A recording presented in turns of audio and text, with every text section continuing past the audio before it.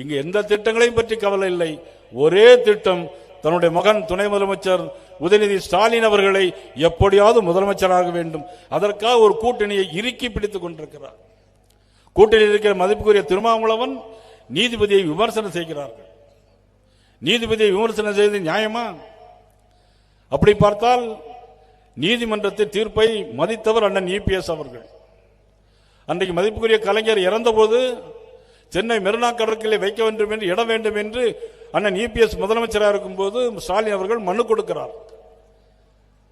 ஆனால் அதற்கு முன்பு ஒரு சம்பவம் நடந்தது. அன்னி ஜானகி அம்மையார் இறந்தபோது மெரினா கடற்கரையிலே இடம் வைக்க வேண்டும், கொடுக்க வேண்டும் என்று சொன்னபோது அன்றைக்கு முதலமைச்சர் இருந்த கருணாநிதி அதை மறுத்தார். என்ன காரணம் சொன்னார்னா, முன்னாள் முதலமைச்சருக்கு இடம் கிடையாதுன்னு சொன்னார். அதே இது இன்னைக்கு கலைஞருக்கு வந்தது. ஆனால் நீதிமன்றத்துக்கு போய் இடம் வாங்கிட்டு வந்தார் ஸ்டாலின் அவர்கள். ஆனால் அதை அந்த நீதிமன்ற தீர்ப்பை மதித்து நடந்தவர் அன்னைக்கு அண்ணன் இபிஎஸ் அவர்கள்.